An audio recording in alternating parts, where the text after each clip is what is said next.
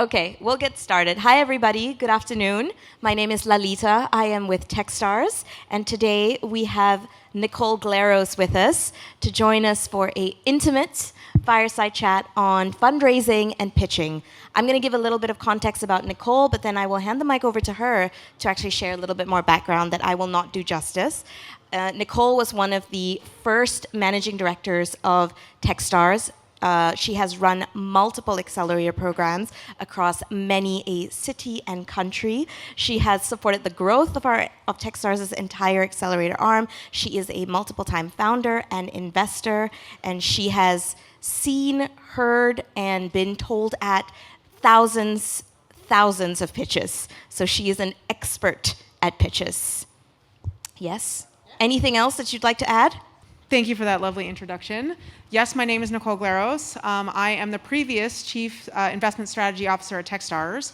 The quick background on me is I graduated with a master's degree in sports psychology, and when I figured out that that was not a good career route for me, I did what any normal smart psychologist would do and started a technology company. Go figure. And so since then, I've started 3 companies. One was a fairly good exit. The other 2, not so much. I became fascinated with what makes some startups and founders successful and what makes others fail. I, from there, got involved in an early incubator that was located in Colorado. I started one of Colorado's first angel investor networks. And from there, I got involved in equity financing. And then I became sort of the first non-founder employee at Techstars. I was with Techstars from 2008 until last October. I've started 3 companies on my own. I have funded directly, I have funded 120 something companies. Indirectly through Techstars, over 3,000. And most recently when I was at Techstars, there was a $150 million fund. So I have literally seen everything. And I would say most recently, fundraising is kind of what I have done and what I do. And I think my portfolio companies have raised close to $1 billion. So I've been there, done that. We're here to talk about that for you guys. She has done end-to-end of it. So we're going to try and pull out as much information from her as we can this afternoon. I'll also make sure to open the floor for questions. So don't worry if I don't ask all the questions that you need answered. So let's start at the beginning, right? Fundraising is the end goal. We start with the pitch deck. And when founders look at a pitch deck... No, we do not start with a pitch deck. Okay, so so I would tell you one of the things that a lot of founders get wrong is they think about fundraising like a transaction. Yep. Okay, I need money, so I'm going to put together a pitch deck and I'm going to go raise money. And that's the exact wrong way to do it. Fundraising for you might be a transaction, but for the investor is a relationship. They are looking at you as a vehicle to growing their resource, but also they know that they're going to be working with you for the next 10 plus years. So they're thinking, do I want to work with this person? Do I want to put my brain power into the business that they're working on? Do I want to be in the trenches with this person? Am I going to get along with this person when stuff's not going well? Do I trust this person? Do I like this person? Do I want to spend time with them? Do I trust them with my money? Do I trust them with all these things, right? So from your perspective, you're like, oh, it's time to fundraise. I better go put a pitch deck together. But that is too late. You want to start fundraising when you start your company because it's about relationship building.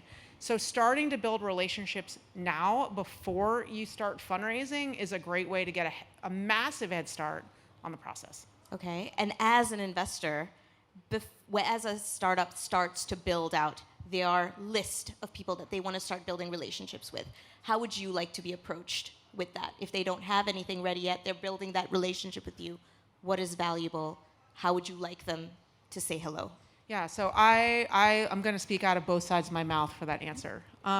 So first of all, I want to work with people that I like working with, and how do you find people that you like working with is usually through warm introductions, right? And so my preferred method of meeting people is through warm introductions. When somebody else says, yeah, I work with this person, they're great, they're amazing, you would really like them, you'd really like what they're doing, and that's how I tend to like starting.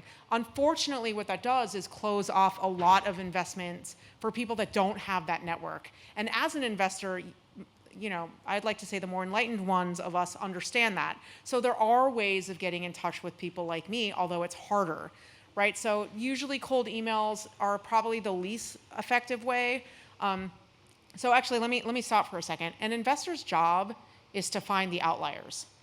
Our job is to find the business that's not going to fail, that's not only not going to fail, but it's going to scale and grow very, very quickly and have monstrous returns. So our job is to find outliers.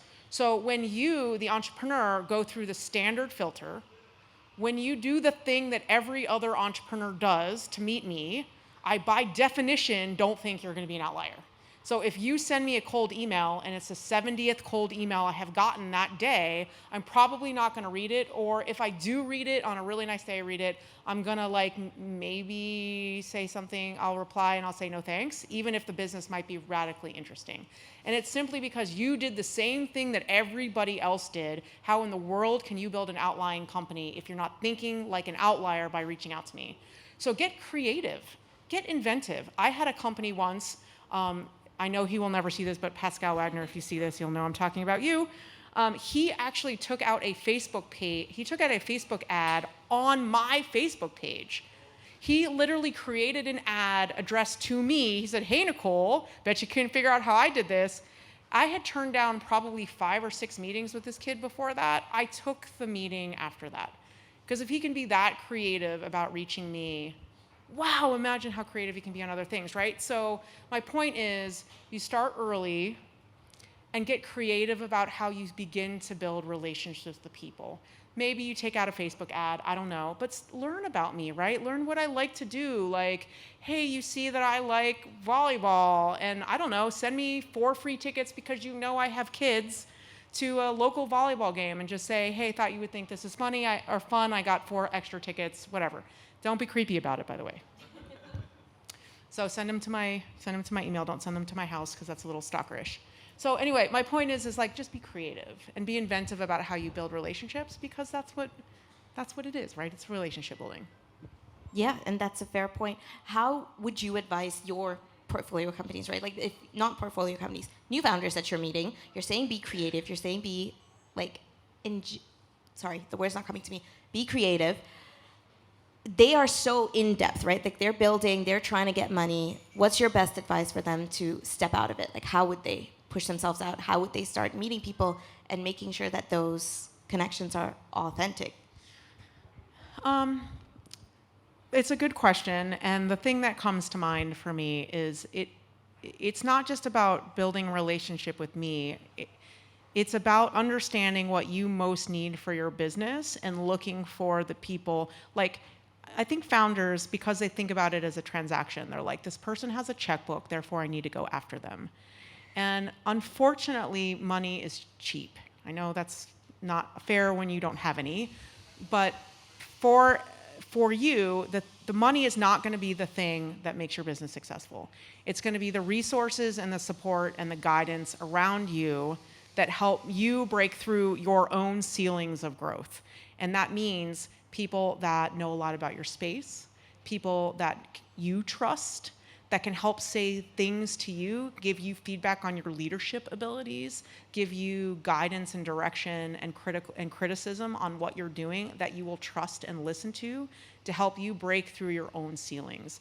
And so I say that that fundraising is about relationships for investors. It should also be about that for you. So you are trying to find investors, not just that have checkbooks, but people that you can trust, that you think you can learn with and grow with and have a long-term relationship with. So when you are out there doing your own homework, look at what the person publishes. Look at what they write about. Look at what their background is. Look at what they've studied. Do you feel like this is somebody that you can learn with and grow with and trust? Then from there, that's a beautiful place to start a relationship with, right? Because there can be a mutual, it's both ways. It goes both ways. Some of the best companies I have ever worked with, I learned far more from the founder than they ever learned from me. And when you get to that place, it's just very beautiful. So think about it like that. Think about it like a relationship, not just for me, but for you. And what things do I need out of that person? Not just capital, but all the other traits. And that will actually help put you in the right mindset to approach a person. And as you're starting to think about the traits that you need, the skills that you need, how would you start writing them out so that you are looking for the right investors, right? And then doing the research to find them. Yeah. So, I mean, I talked about this a little earlier today. We did a session with Techstars companies, but basically, one of the things that I tell all my companies to do is to create a spreadsheet and put your spreadsheet together of all of the names of all of the investors that you want to target, and you want to break them up into an A group and a B group and a C group, and I'll talk a little bit about that in a second. But next to each name, you want to say specifically what is it about this person, not the fund, but the person at the fund that makes you think that they will be a good investor. Is it because they came from a background that's similar? Is it because they invested in a company and know a lot about the space? Is it because they started a company that's similar to yours? Is it because you know somebody else that worked with them that thought that they were amazing and you feel like you've got similar qualities? Is it because, like, what's the one or two pieces of information that provide a common ground that make you a good fit for the investor and that make the investor a good fit for you? If you actually go through that thought exercise, you're going to be staring at a lot of names and like, I don't know. I don't actually know. And that gives you a clue that you're what we like to call spraying and praying, right? You don't just blanketly target people because they have checks.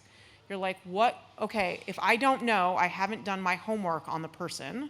I haven't done my homework on them enough to know what the commonality is. Once you have a commonality with them, it becomes much easier to approach them. Okay, so once you've done that, then you sort of break everybody into an A group, a B group, and a C group. And your A group investors are the people that would be amazing partners for you, right? It's not just about the capital for them. It's about their network. It's about their background. It's about their skill set. It's about the board service that they've been on. It's about they know your business really well, right? You will find that the knowledge that an investor has is far more powerful than the capital. Your business does not fail because you don't have access to capital. Your business fails because you don't have access to the right knowledge and resources. Internalize that for a moment and you will realize that it is not about the capital that you raise, it's about the resources you put around the table. Okay, so your A group is all of the investors that have not only the capital, but all of the background, knowledge, and resources to help you, that you can trust. Your B group is like the capital. This is people that I would like, I'm gonna raise money from, but let's just hope I don't have to interact with them too much, right? Your C group is like, only if I have to. Only if I have to. If I have no other choice, I'm kind of selling my soul, I know it. If I have no other choice as a group, I go after. So when you begin your process of fundraising, you want to start at the bottom of your B group and work up. And you do that so that you can learn. The bottom of your B group, look, if that investor is going to say no, it's not a big deal, but you've learned a ton in the process. You got questions that they ask, you figured out what pushback they have, what concerns that they have, you've just done you've learned a ton. And the more you approach your A group, the smarter you get. By the time you hit your A group, you've got it dialed. You've got your message dialed, you've got your pitch dialed, you know what kinds of questions you're getting asked, you know what concerns investors have, you know how to address those concerns. Sometimes you've actually fixed elements of the business because you realize that they're systemic concerns, they're real, right? By the time you get to the A group. If you've gotten all the way through your A group and you haven't raised yet, you're in trouble. But you still have the C group to go after, right? So anyway, that's a great way of thinking about it, and that will sort of force you through okay, what can I get out of this person? What can I offer this person? What commonalities do we have? And if there's a blank column, then you haven't done your homework yet. So it's a visual cue as well that you've got more work to do before you approach that person. Yeah, and I think there's a couple of main takeaways from that, right? Number one is that you should not underestimate practice.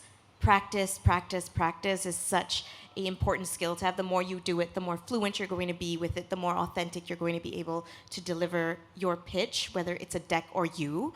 And the second thing is, I think because VCs and fundraising is so generalized now, or at least there's more access to them, you start to think that you can be and go and pitch to anybody, but they may not be the right fit for you. And the more homework that you do about the kind of VCs, whether they're institutional or angel or not, that is going to fit your company, your values, is going to be able to give you more than just the capital. Yeah, that's right. Right? Okay, and so now taking a step back, we're thinking about VCs. Let's talk a little bit about the founder, because that's so much that they have to prepare outside of their deck before they're even coming to pitch to a VC, right?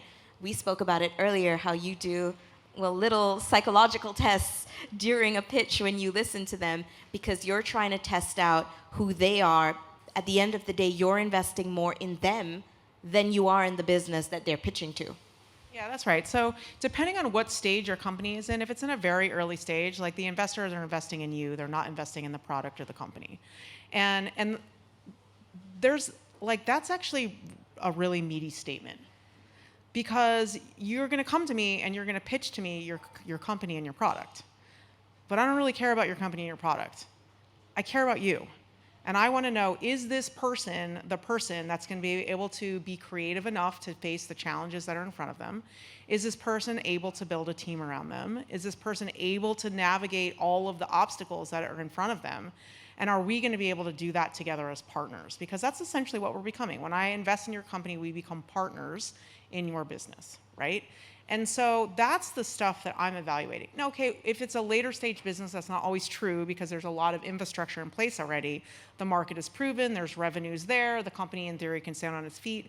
But if you're very early, it is really about you and your ability or inability to navigate all of that. And so that is what I am trying to evaluate, right? Now, a lot of investors will give you lip service on like team, it's all about team. And yes, it is all about team, but most people don't actually know what that means.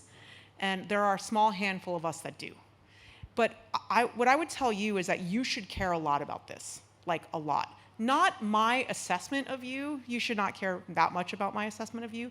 You should care about what your skills are as a leader, because that is what is like, you don't need me. You don't. You can be successful without me, right? You either find other capital somewhere else, or you're going to figure out how to bootstrap it or whatever. So you have to figure out what your own limitations are. And somebody like me can help you figure that out. And if we have a good trusting relationship, then I can help you see that, and I can help you build scaffolding around it. But you should be trying to figure that out. And so the things that I look for, which should be the things that you are thinking about for your own leadership abilities, are things like this, right? Are you aware of your own weaknesses? By the way, if you are good at everything, that means you're great at nothing. At nothing. You do not want to be good at everything. You want to be good at one or two, you want to be great at one or two things, and you want everybody else around you to be great at everything else. You don't want to have a bunch of people that are good at a lot of stuff, because then again, no one is great at anything. And you know what happens when you're just good at everything?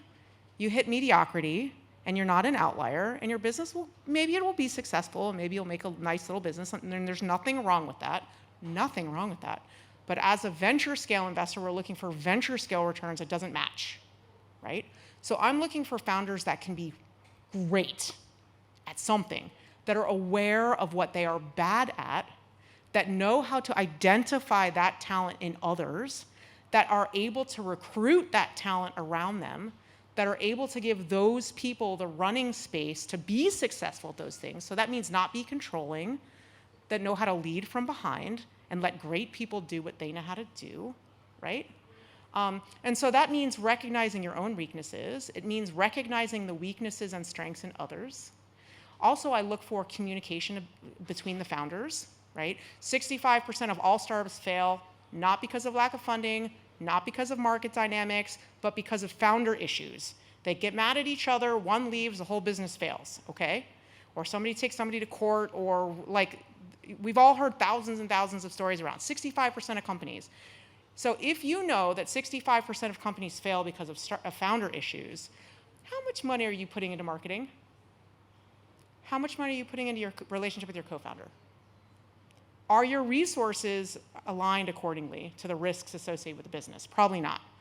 So one of the things that I look at is, what is the relationship like between the co-founders? Are they respectful of one another? Do they trust one another? Do they distrust one another? Is it a command and control style? Is it a partnership style, right? How well do they navigate conflict? Do they talk to each other through it? Can they disagree and commit? Do they have each other's backs when they're wrong, right? How do they navigate all of that stuff together? And that's a lot of what I'm looking at, because when those companies hit conflict, when they absolutely will, how they navigate through that conflict will dictate whether or not the business is successful. I also look for execution abilities. Okay, I'm sorry, I've heard your company before. I've heard the idea before. I've not only heard it before, I've probably heard it thousands of times before. Nothing is new anymore. And that's a super cynical thing to say, but it's unfortunately true. It's really, really, really rare that I've heard something new. I mentioned earlier, I just saw a terraforming the moon pitch. That was a first time. I'm like, really? What are you doing that for? Anyway, it's really rare when you see something new. So I've heard your pitch before. It's not about your idea, it's about the execution of it. And so can you out-execute the 1,999 pitches I saw last week on your exact topic? And so I'm looking at your execution ability. And not just your execution ability, but how fast you execute, how quickly you learn. So you're gonna get a bunch of stuff wrong. There's nothing wrong with being wrong. What's wrong about being wrong is when you don't learn from being wrong and you keep making the same mistakes over and over, right? That's the problem. So are they learning from their mistakes? Can they acknowledge them, or they keep beating their head against the wall? So these are the things that I care a lot about, that I'm looking for. And yeah, okay, I care a little bit about the product and I care a little bit about the market, but I want to know, is the market growing? And the product only is a representation of how creatively they're thinking about the market. I know the product's going to change. The product's going to radically change, right? We were talking earlier about a company that I worked with, and they started with a social, local, mobile event discovery company. Literally, it was like find drink specials in bars in college towns. Okay, it was a college kid that started this, and he ended with corporate travel. And his company sold to a publicly traded company in the United States, which was a great exit for everybody involved. Okay, so it's not about the product, it's not about the market, it's just about the founders.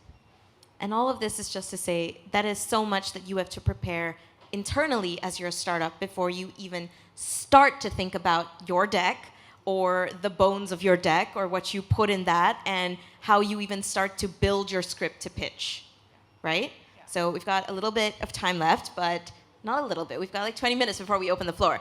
But before we open the floor, I want to start on building out like the deck, right? So we talked about earlier in your workshop the bones of it. There are 4 big components that we touch. So let's start with the intro, right? And before we even get into that, sorry, I spoke too fast. There are many types of decks that you build. And before you even think about like all the different things, what is the first type that we think about so that it becomes the modular version of everything else that we build? Yeah, so I wouldn't call it the first type of deck, but what I would call it, so the easiest deck to start to build is your meeting deck. And what I mean by that is when you go into a meeting with partners, investment professionals, it's a deck that you're going to talk to when you're talking to them. If you start with that deck, you want it to have mostly images in it because the images are simply going to reinforce the words that you're using. Images speak way more loudly than words do, and the imagery in the deck will help reinforce the words that you're saying and make your presentation much more powerful. Once you have successfully built out that deck, then you take it down a notch by building an email deck. The email deck is the tool that when the investor says, "Hey, send me your deck," you send that deck. It's almost the same deck, except the email deck has more words. And it's just slightly describing what it is on the page, where in the presentation you're talking to it. The email deck is got words describing what the point you were trying to make. It still doesn't have a ton of words, because guess where I'm reading your deck? Like, I'm not sitting in front of my computer studying. I'm like, okay, now it's deck reading time, and I'm going to get through this really important material, because you're like deck number 279 that got sent to me that week that I need to get through. So I'm probably like in line at the grocery store, or like I'm sitting in my car waiting for my kid's soccer game to get out, or maybe I'm in the bathroom, I don't know. And so I'm flipping through it really quickly to try to decide whether or not I even want the meeting.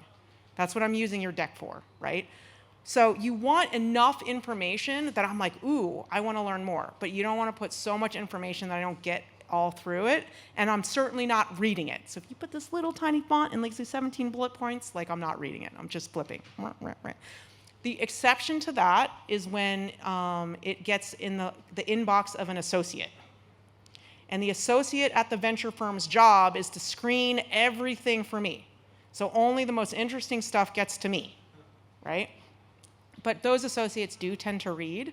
And so if you think that your deck is going to an associate, or you know that you're sending your deck to an associate, I would still put the email deck to them, but I would have an appendix.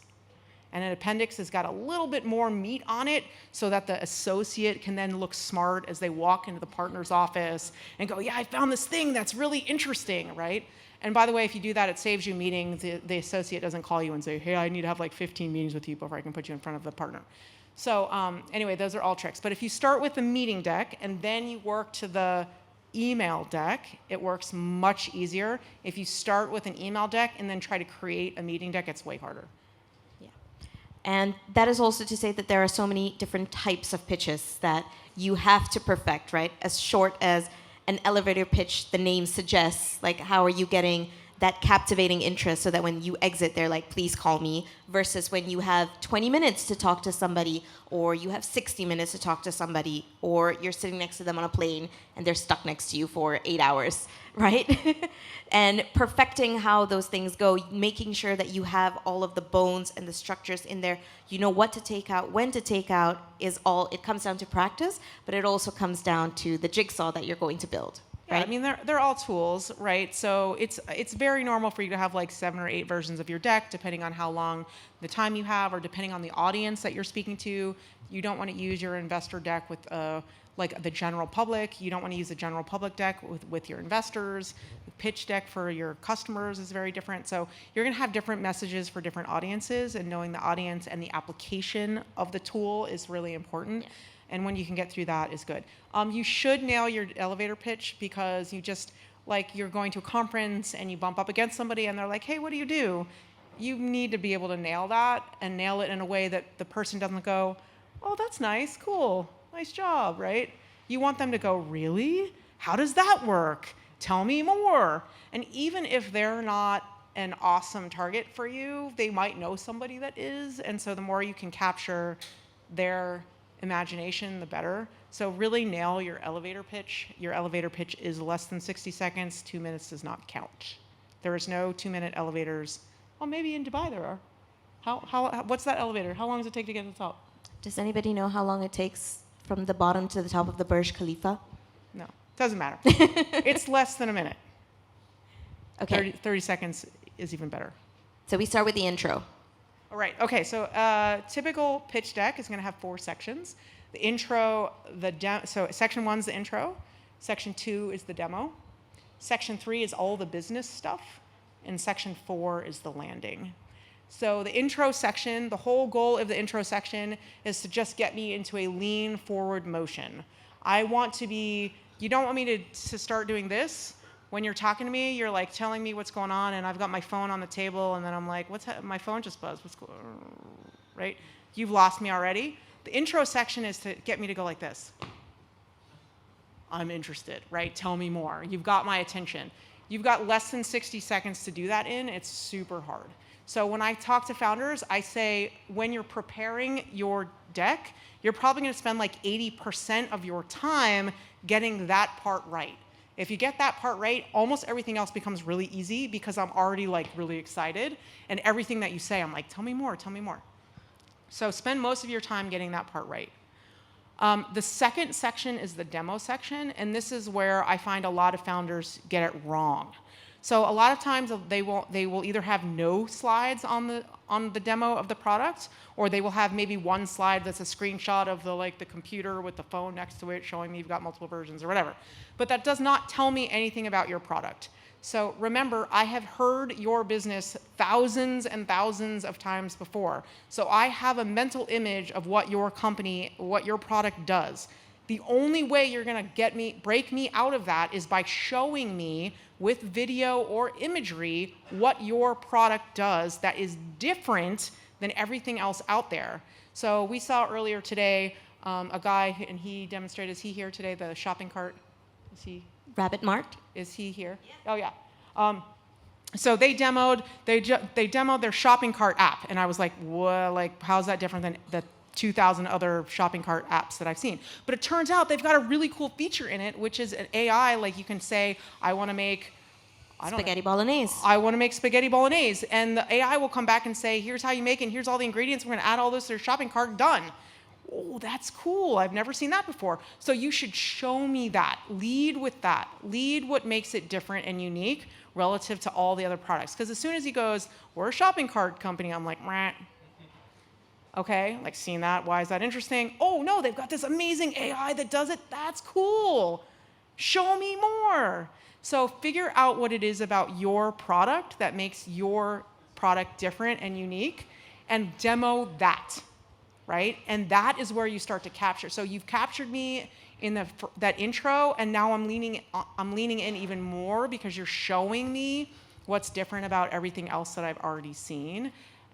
And then, again, it just all gets easier after that. And before we get into section 3 and 4, I also wanted to get you to stress on the fact that within the intro and the demo, you're also covering points that people think they need slides on, right? Whether it's traction or your unique value proposition or your differentiation, right? Where you start to build a slide and you're like, this is why we are, as compared to threading it in with your narrative and building that captivation right from the start. Yeah, so if you use your demo to me what if you have a really unique customer acquisition strategy, make that part of your demo.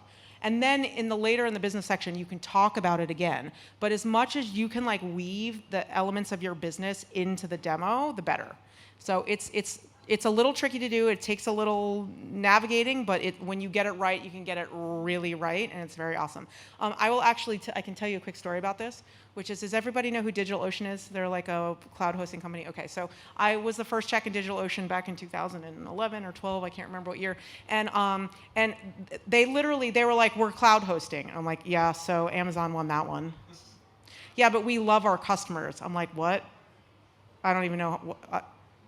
That's not even a thing, right? No. They're like, can we show you? And I'm like, yeah, but seriously, Amazon won already. I don't even know how you're going to go up against Amazon. Yeah, good luck with that, right? And they're like, no, give us 2 minutes and we're going to show you. And I was like, okay. So we sat down at the computer, and they had a video that they put on high speed of how long it took to launch an Amazon server. And at that time, this was like in 2011, right? It took like an hour. You had all these settings and all these click, and you had to get everything right, and you had to do this, and you had to do that, and they're like, it's 60 minutes, and when we sped it up like 20-fold. So I sat there and I watched for like 60 seconds all the steps it took to launch an Amazon server. And they're like, okay, now you're gonna launch a server on DigitalOcean. They called it a droplet. And I'm like, I'm not an engineer, I don't know how to launch it. And they're like, no, trust us. So they log in, they're like, take the mouse. I got the mouse. And they're like, okay, see that button? Press that button. And I press the button. And they're like, done. And I'm like, wait. No, there's all this stuff that you did in the background, right? And they're like, no.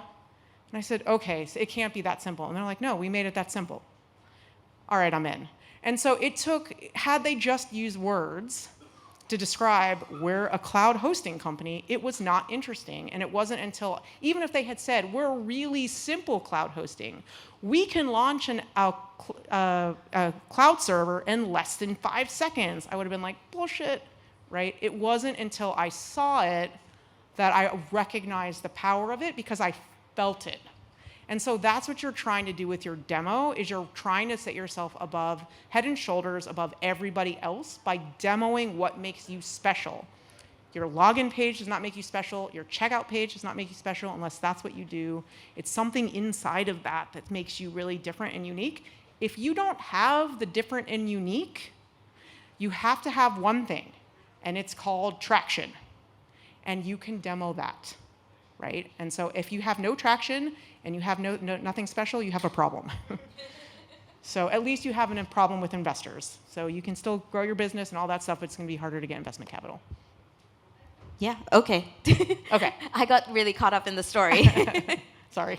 No, it's fine. So we've started with the intro, we have gone through the demo, and now we're going to go into part 3. Yep, so section 3 is the business stuff. And this is the stuff that most people put most of their slides on, right? It's the market size slide, it's the business model slide, it's the team slide, it's the differentiation slide. Those are all really important slides, but if you get the other 2 sections right, they become much easier, because all you're actually doing is kind of reinforcing things that you've already said through the demo or through your intro. And so if you can do that well, it's awesome. We did spend some time today at the workshop talking about the market size slide. So I highly recommend a bottoms up market approach from a top down. Right, top down is a TAM, a total addressable market. That's a bunch of BS. Nobody pays attention to that. I want to know how many total customers you are out there for you. I want to know what your average contract value is or monthly value or whatever, what you think the total value is per customer. I want to know what percentage of the market you think you're going to capture, and that's going to spit out a revenue number for me. And that helps me understand a bunch of things about you, not just about your business, but about you. So I want to know, this helps me see like how much homework have you done on how many customers there are out there, who your customers are, where you find them, how you reach them, what kinds of things that you're going to do to reach them. All that's boiled into that customer number, right? I want to know what your average annual contract value looks like. That's also going to tell me a bunch of information about you. How many assumptions you've built, what your assumptions look like, what you're taking into consideration, how much testing you've done around pricing. There's a bunch buried in that number. I want to know what percentage of the market you think you're going to capture. That also tells me a bunch about you, right? Tells me how realistic you are being. Are you being really realistic? It also tells me how much room there might be to grow in the market. And then that's going to spit out a total revenue number, annual revenue number. And then I'm thinking about my fund and my fund size relative to that, also relative to the exits that have happened in the space. So now I start to go, is this company a good fit with me? So there's a bunch built into that. Or TAM, it's like a totally useless number. Right? Yeah, and I think before you even start to look at what you've recommended, which is a bottoms-up approach, the general consensus is that you want to show that it's so big, that you want to show off, that the automatic response is to be bigger than it is, or even understand how much you're going to capture. Because like you said in the workshop this morning, you're not doing the research to actually find out your entire addressable market. You're just putting it in Google and going, this is what Google is saying this market is worth, like X billion dollars. I'm going to get 0 point whatever percent, and that's going to spit out an incredible return for you as an investor. And we forget that at the end of the day, investors are emotional beings as well. They're all human. And the more that you are able to hook them with their feeling that they're experiencing through what you are sharing with them, which is what you've said, 1, 2, 3, your intro, your demo, now your business, before you close, which is also to hook them at the end of the day, is to remember that you are pitching to people. And regardless of wherever they're coming from, you want to communicate your idea as effectively as possible. And that is also to ensure that you are telling as much of the truth as possible so you're able to follow through with whatever you're pitching. Right. Well, I think that the other thing that's in that is I've seen this one happen before where the founders go through that exercise and they come out with some number and it's small. And they're like, oh, it has to be bigger or we can't fundraise. So they go and they like fudge the number. Okay, so what does that do? There's so many things wrong about that. It's not even funny. So first of all, if you lie on a pitch deck, whether it's to me or to yourself, down the road, you are going to have problems that will make you that cause the business to fail.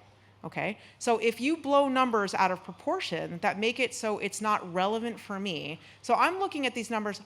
So actually, let me back up for a second. I have a certain fund size. And when I have a certain fund size, I have certain expectations around what each company can generate in terms of returns for me.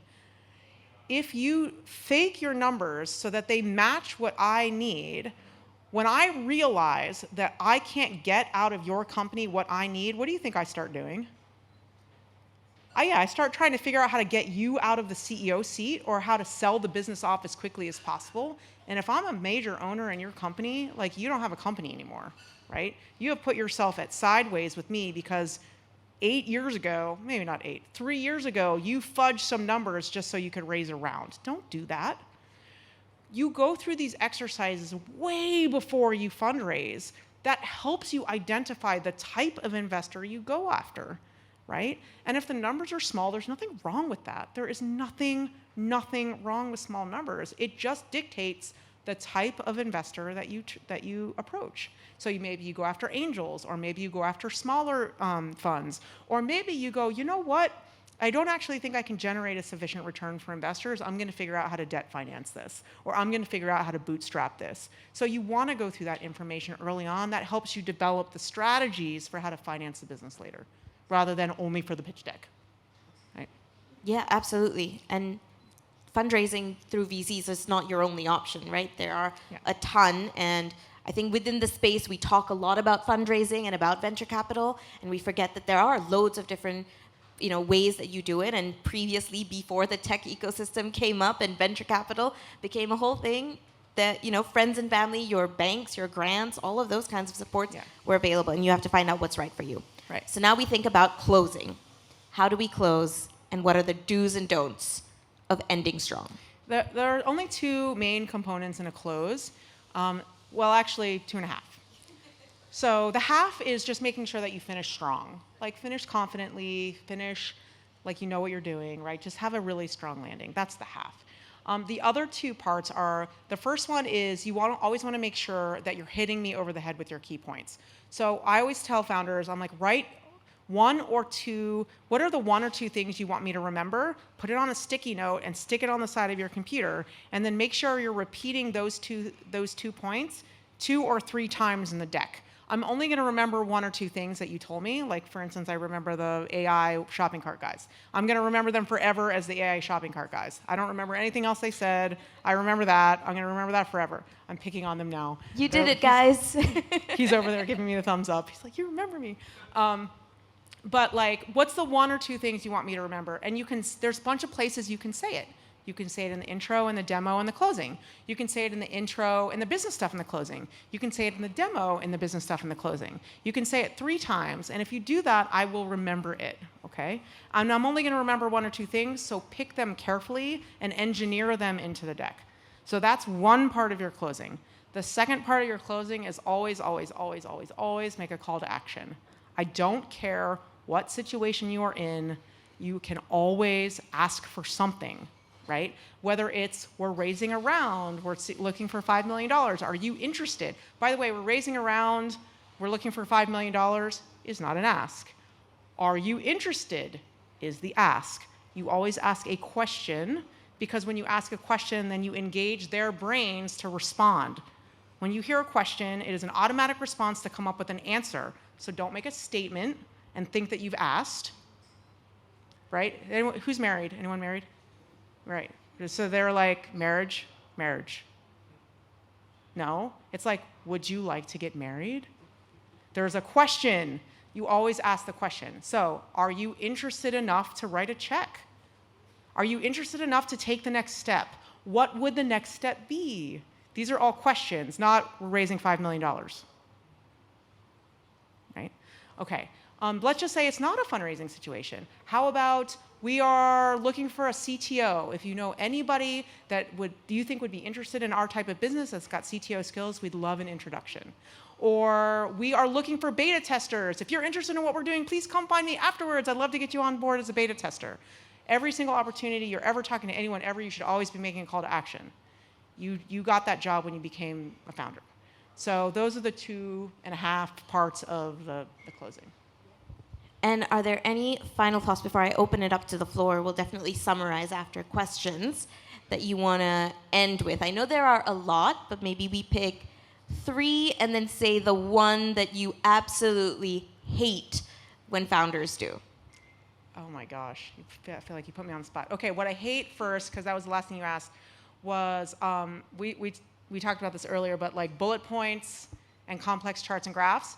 Remember, your job is to capture my imagination, is to capture my attention, is to get me engaged. Who has ever read bullet points that are interesting? I mean, let's be honest. You've never read an interesting bullet point in your whole entire life. Do not put bullet points or complex graphs or charts in your deck.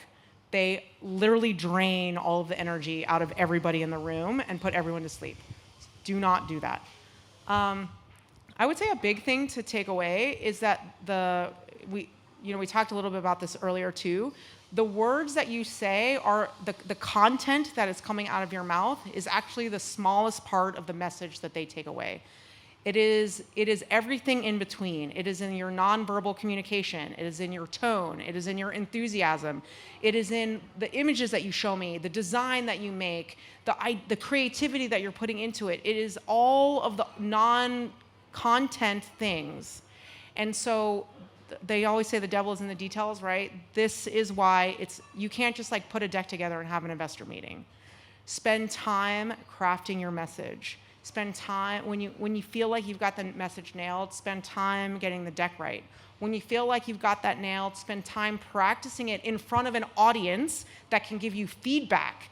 You want to get as much feedback as you can. Somebody telling you good job is useless information for you, right? So you're looking for constructive criticism on where people got bored, where they were confused, where they thought that you were bullshitting them, where they disbelieved what you said, where their mind wandered. These are all really powerful things that kind of information to you helps make you stronger. And the more of that information you gather, the better you will be at fundraising. And so that nonverbal part is pretty huge. And then the last thing, which is part of that, is just becoming an expert at EQ, right? Is the emotional intelligence side of fundraising. And as you get good at EQ, you get better at the nonverbal stuff. Those two things are a lovely partnership. But when you're looking at somebody, are they bored? By the way, one of the most powerful things that I have seen that have happened to me in meetings is when a founder says, the way that you're sitting right now makes me think that you're not really interested in this. Am I getting that right?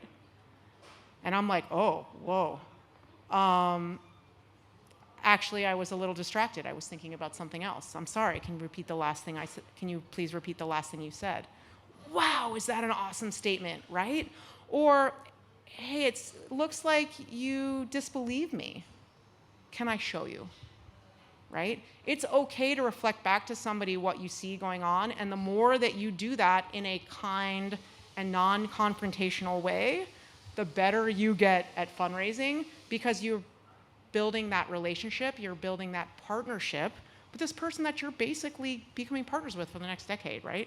So all of that is part of the fundraising process. The deck itself is like the smallest part. It is just a tool that is aiding you in moving that conversation forward.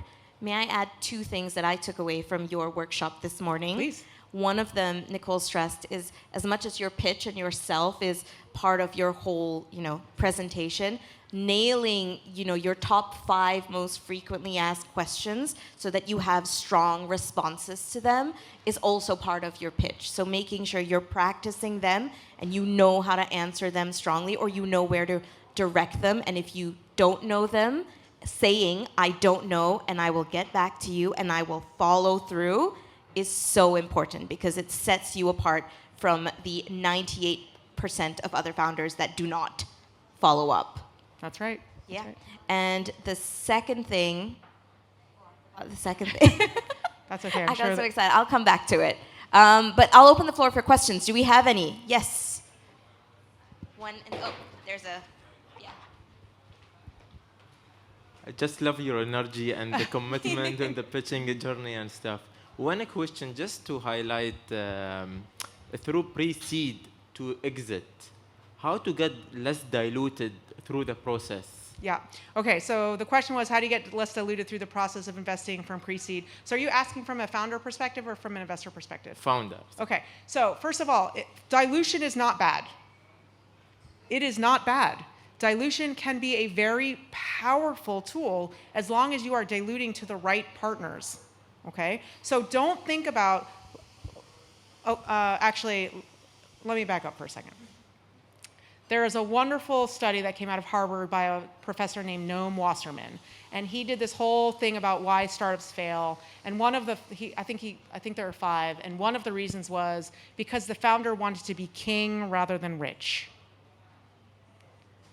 So you need to ask yourself a question: do I want to be king, or do I want to be rich? And they are not the same thing. Sometimes they can be, but it's very rare, very, very, very rare.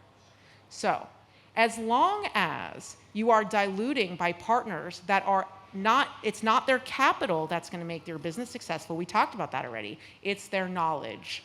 It's their insight and input into you. It's their ability to help you break through your own ceilings. It is their network. It is all of those things that are going to help you. If you can get that, you should take that dilution all day long. All day long. Because I'd rather have 1% of a $5 billion company than 100% of a $100,000 company, okay? unless you're the person that would rather have 100% of a $100,000 company, and there's nothing wrong with that. But just knowing that about yourself will help you go into the fundraising process more strategically. How much of do I want to be king? There is nothing wrong with that. There really isn't, okay? Being in charge of your own destiny and not having to report to people all day long, and like there's the simplicity of it, it's beautiful, and there's nothing wrong with that way of living. So please don't take for a second that it's negative. But knowing that about yourself will actually help you come up with a different strategy for financing your business rather than going after venture capital. Venture capital is squarely in the rich column, squarely. They will fire you if they don't think you're going to help them get rich. And so if you want to be king and they want to be rich, guess who loses? You. Not them, you. Okay? Yeah. So my point is that being strategic about who you fundraise from will help you feel much better about that dilution. That's thing one. Thing two is never, is be careful about getting over your skis. What I mean by that is all founders want to go out and raise as much money for as little equity as possible, right? The problem with that is that looks like a large valuation for you. You will eventually have to pay that valuation has to eventually be worth it. So whether you pay it in the next round or the next round or the next round, it will eventually come true. It is not good for you to raise large rounds at large valuations, because then you have a very small amount of time in order to make up the traction to make your business worth it.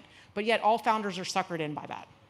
These guys offered me more money and a higher valuation. I'm going to take that. Wrong. That is so wrong. I would much rather you take less money and a lower valuation that's more in line with the actual business where you are today or where you can get to before the next round. That is a thing that will help your dilution, okay? Because if you get in front of yourself in terms of valuation, and most founders do, you get something lovely called a down round. And so you think you got diluted, you didn't get diluted in that round. Guess what? You're gonna get way diluted in the down round. And then maybe you don't even have your job anymore, and that thing that you spent all these years building, like they get rid of you because you couldn't make it happen. So get as much progress as you can on as little money as you can, and that will help you keep your valuation to a reasonable place. And really, the other thing is just really focus on profitability. Like every single dollar should be, how does this help me earn the next dollar? The one problem with fundraising is that you become addicted to investor capital rather than revenue. I think some of the most successful companies I've ever met, they bootstrapped in the early stage, and because they had to bootstrap to put food on their table, they got to revenue quicker. That doesn't mean they got to profitability, but they got to revenue. And so they knew what it took. They knew what customers wanted and were willing to pay for. They were careful with every dollar. Like, do we really need to buy that pencil? I don't think we need to spend that 25 cents on that pencil, right? Let's take the stamp off of the envelope because we can't afford the stamp. We're gonna send an email instead. Whatever it is, they're so obsessive about it that is good hygiene versus like, hey, we just raised $5 million, so new laptops, and we're gonna go get an office space, and we're all gonna get Zoom accounts, and like we're all gonna pay for what's the calendar, not the calendar, the email app that everyone's using these days. Anyway, it doesn't matter. You start paying for all these things that you don't need. Superhuman. Yeah, let's superhuman for everyone. I'm like, really? It's $30. Gmail's free. I don't get it. So anyway, my point is be obsessive about every dollar you spend. Be more obsessive about the revenue, about sales. Raise as little as you can at very fair valuations, and raise from people that can help you build the business. And then you will have a very successful business with as little dilution as possible, with investors that you know and that you trust, rather than down rounds and all the other stuff. So that was a very long answer, but does that help? Okay. We had a question at the back. Yep. Hi. That's really loud. Hi. Thank you for the talk. I mean, I'm glad I came today. So it's really helpful. So I appreciate your time. Yeah. My name is William, and I have a question. So we're starting the process of fundraising right now, and basically we're struggling with how to shift our narrative or how to actually adapt from what we build towards what we're fundraising for. So we basically build a store/CRM for the creator economy, and we managed to actually prove that model by actually getting customers for ourselves. So we build the software and we build a service behind it that allows us to do that. Now, as we made that into a software standalone SaaS product, now we're trying to figure out how to tell that story because our main traction comes from that portion. And our software is the thing that we think is going to scale and go places. So this came at the right time just because we're literally doing our MVP video this next 24 hours. So. Yeah. So I'm not 100% sure I followed, but what I will tell you is this. As an investor, I'm investing in vision. I'm not investing in where you are today. I'm investing in where the business can go. And so I want you to pitch me. You said that you're having a hard time connecting what you built, past tense, to fundraising. And I don't need you to connect what you've built, past tense, to fundraising. I need you to connect what you are going to build to fundraising. So I want you to think about, like, what is your dream for what this looks like in 5 years? If the thing goes, or 10, if this thing goes wildly well and you change the world in all the ways that you want to change it, what does that look like? Tell me that story, and then show me how where you are today is the first or second step towards that goal. Does that make sense? So you don't need to show me. It's good to show traction. It is good to show traction, but you're just going, like, this is step 2. We still have 8 to go, right? And this round is going to help us get to step 4 along our journey. So when you show me that, I'm sold. So I will tell you that the Terraforming the Moon company, right? Okay, I told you that this company is like in terraforming the moon, and you think it's kind of funny. You do. Until you find out that one of the founders is like one of the John Deere people. Like, they made the big tractors that, like, tractor all the land, right? And another one is an astronaut, and another one is a NASA scientist that puts people on the moon. And you're like, oh, they actually have a team that knows that could actually do this, right? My point is that when you say, I want to change the world, everybody kind of laughs at you. But when you show them the steps that you're going to take to get there, and then you show them how far through those steps you are, it becomes more believable. So sell me your vision on where you want to go, and then use where you are today as an example of your journey along that path. Does that make sense? That makes sense. And what that part where you show where we are today, literally, we were discussing this today, that would be in what slide, as per your conversation earlier? That would be like what? Oh. Inside like which slide on that? It would be on it. So, okay, we didn't actually mention this slide, but it would be on a timeline slide. So when we talk about the demo, I want you to demo the vision. I don't want you to demo where you are today. I want you to demo your vision. So wireframe it up, like animate it, whatever you need to do, but show me what the product will look like that you are planning to build. And then later on in the deck, there's the business section, and you've got your market slide, your market size slide, and your, like, differentiation slide, and your business model slide, and you have a timeline. Your timeline's like, look at what we built already, and here's some traction against that timeline, against that product. So I just want you to pitch where you are going, not where you are today. Thank you so much. Appreciate it. You're welcome. All right, I think we have time for one more question, if there is. Yes. Hello, my name is Dmitry. Thank you for your very long, insightful speech. My question is about developing proper language when we are doing our pitch deck. So quite often I see founders talking about the functions. We can do this, that. But, like, how to link these functions and expose their values on the market. So how to find the balance where we talk about functions and, like, how we trying to evaluate, how we trying to make them valuable on the market for consumers, for customers. Okay. I'm not sure I'm answering your question, but I want to make sure that you are giving an investor pitch and not a customer pitch. So you don't necessarily need to be demoing, I think you said functions, but what I think you mean is features. Do you, like, mean features of the products versus benefits? Yes, I can give an example. For example, some AI platform which can do, let's say, image transformation, or they can do some augmentation or whatever. But a lot of platforms can do augmentation of images, right? But this augmentation for this particular market, what would be benefit? What would be value? So how to properly deliver this message to investors? Okay. So a couple things. That will be, my guess is for you specifically, that would be more in the problem statement. So the problem today is that there are all these tools out there that already do all these things, but what the market really needs is this.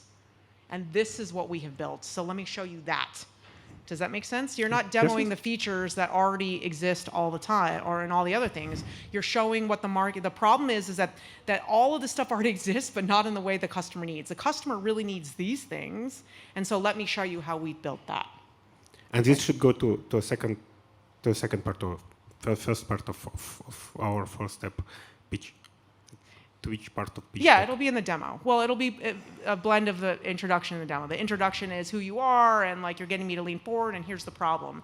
The problem is that there are these tools that exist, and they don't address the real underlying thing that the customers need, which is this, which is what we built. Let me show you how it works. And one more quick note. What you would advise for really heavy projects with big scientific background, which difficult to explain to normal people? So how to properly form this message? Yes. Yeah. Okay. So that's actually a loaded question. So, oh my God, I feel like how much time we have. Okay. So quickly. Like negative minutes. Yeah. So quickly on that. If the average investor, if it's highly technical, the average investor is not going to invest in it, probably. It is okay that the average investor doesn't get what you do. Because guess what happens if I get curious about what you do? I'm going to ask you, I'm going to sit down, we're going to have a bunch of meetings, I'm going to ask you a bunch of questions, and I'm going to educate myself, and I'm never going to invest. Because it's too technical for me, okay? So it is okay that there are some people that don't get what you do. That is all right. Be okay with that. If you find that you need to communicate to those people, put together a metaphor. So I had a company, this was a long time ago, but I had a company, and they created a SDK that sat inside of mobile software that recorded every touch, every swipe, every interaction that a customer had with the phone, okay? But when they tried to describe it to people, investors got really confused. They didn't understand. And so they created this metaphor around recording the stars and the movements in the sky that made it really easy for investors to understand, but didn't dive into the technical capabilities, okay? When they tried to dive into the technical capabilities, people's eyes glazed over, nobody got it. But everybody wanted to take the meeting because it was cool. And so my point is you try to use a metaphor or tell a story to communicate it to the average person, but don't make it too interesting because you don't want to take meetings with those people. You don't want to take meetings with those people because they're not going to invest. So it's okay that you have a technical product, and it's okay that you speak technically. What's not okay is that you then target a bunch of non-technical investors. So go out and put your pipeline together and make sure you're targeting that type of investors that get what you do. And you'll figure out pretty fast whether they get it or not, right? And the ones that get it, you just hold on to really tight. But don't worry about alienating people. So this is something that a lot of founders don't get. I have to take every meeting. You don't have to take every meeting. Now, you want to be gracious because that investor might know somebody that would be a good fit for you. So you don't want to be like, you're not a good fit. I'm not meeting with you. But it's okay to not take every meeting, and it's okay to be a little bit alienating because you don't want a lot of people just educating themselves on your time. Okay? Thank you. You're welcome. And on that note, we're going to come to a close. Thank you so much, Nicole, for your time and your wisdom. Thank you for being such an interactive audience. I hope you guys have a great week. Thanks, guys.